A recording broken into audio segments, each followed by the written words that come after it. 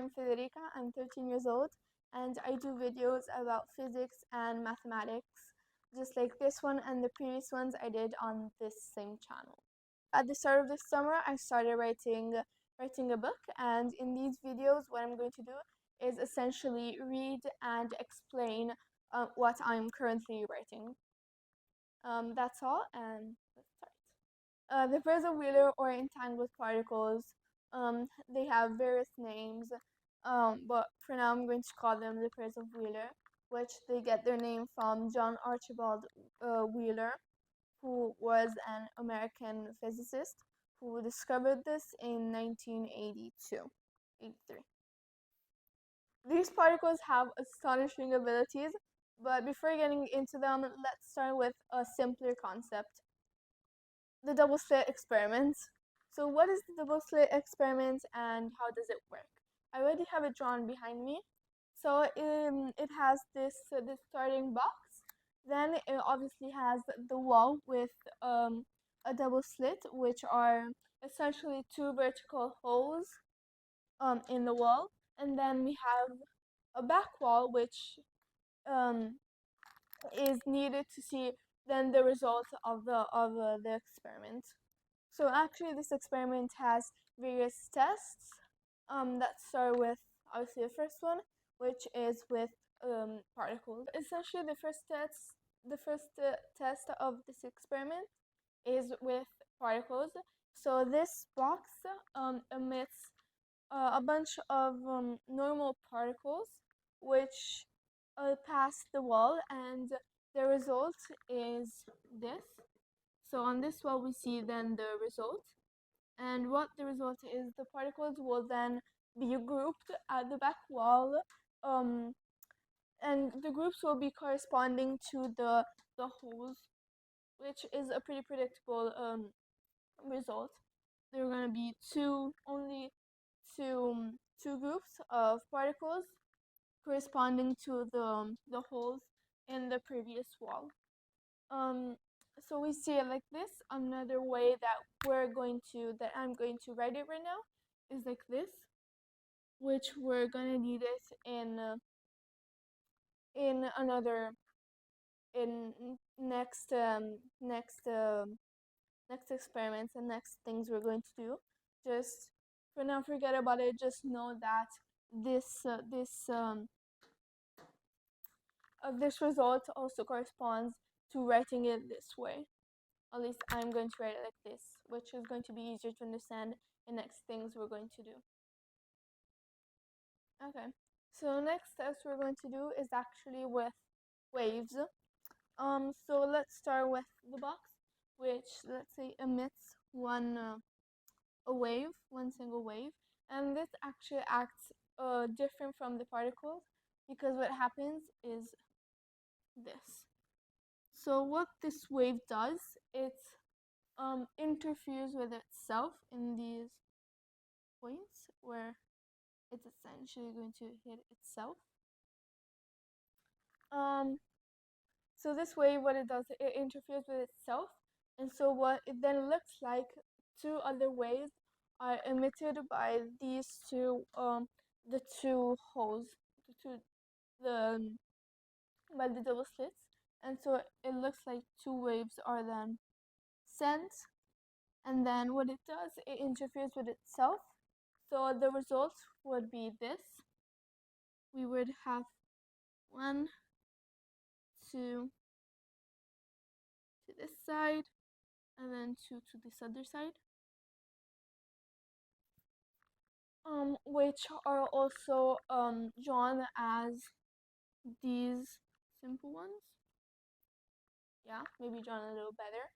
Let's actually fix this so it's easier. 1, 2, 3. Okay. So these are called fringes of interference, and on the wall we see this result, but in other cases they are drawn as these ones up here. But what it does is in these points it interferes with itself. So it acts a little different from the particles, and so it looks like more waves, even if we started with only one wave emitted by the starting box. Something incredible that happens with this experiment is emitting from this box only one photon of light. Okay, only one. That's what we're going to do. Okay, only one photon of light. What essentially happens, we would think what happened was what would happen is with like the particles. Actually, with light, it's different. As it passes, it works like the wave. Okay, so it's this would be the result, and the result on this wall would show. I don't know if you can see this. Um, well, the result on this wall would show um as a wave, and so it will give again the fringes of interference, which would be the same as before, and it would interfere with itself, and so it started with one particle, okay, one photon, and it ended up being like two waves. It's incredible. It's like this one photon passed through both holes at the same time, acting like a wave. It's incredible. Like it shocked many. Like how does it work? Why? But this gets even more incredible. So let's change things up for a second. And let's reset this experiment. So have our one photon of light. Now let's also add one more thing, which will be a detector, a particle detector. Okay. So here we're going to add a particle detector, and then we're going to recreate the experiment just how we did it. So from the box we're going to emit one photon of light. What changes now is it would pass through one hole and arrive there. Why? Okay, what changed is we added the particle detector, and once we added that, the results changed, and it ended up looking like as it was a normal particle. But why is this? So this is particle wave duality.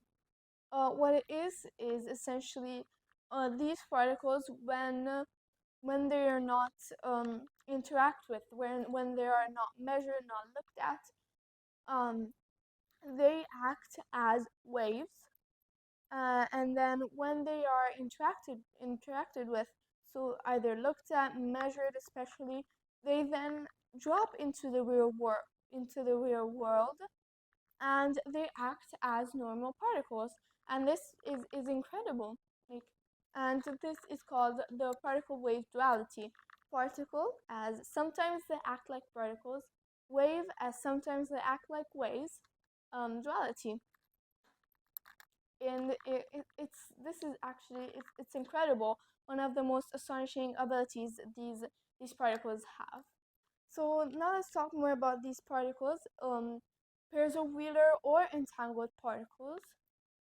So these two particles have an incredible connection. Okay, it's very shocking. Um, it's very incredible. So their connection. So let's say I looks like okay. So let's say I do something to this particle right here. I just affect, I interact with this particle, and this whatever I do to this particles, it also affects this particle. And it's incredible, especially let's say these two particles are on two sides of the universe. Okay, so it doesn't, regardless of their distance, it same thing happens. So whatever I do to one particle, to one of the two particles, it affects also the other one, regardless of their distance. There can be like at two sides of the universe, and they would one will affect the other. So for example, let's say this particle is going both up and down. Okay, both of them. So they're going up and down, up and down, up and down. And then once I measure this particle here, what happens is this particle is forced to choose either up or down. So let's say I measure it, and this particle casually chooses down. Okay. Um. So now this particle is down.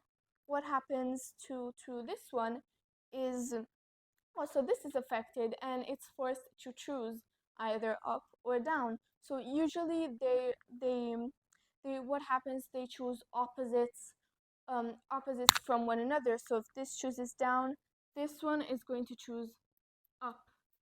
And so now I didn't touch this, I didn't think about this, I didn't really care about this. I just did something to this other particle, and because of their connection, regardless of their distance, it also affected this one. And it's incredible. Their connection is very it's incredible. It's amazing, and it shocked many. But these are the entangled particles, named, or the pairs of Wheeler, um, discovered by John Archibald Wheeler, and they're incredible. Their connection, their characteristics, they are just incredible, and they can do many things. Which this this whole thing can actually expand over in other topics, which I'm going to do it in the next video. I'm going to do it in another video, and I'm going to explain much more about this. Um, so yeah, see you in my next video, and I hope you understood the double-slit experiment and everything about these particles, because it's very important, and they are very they're amazing. They're very surprising.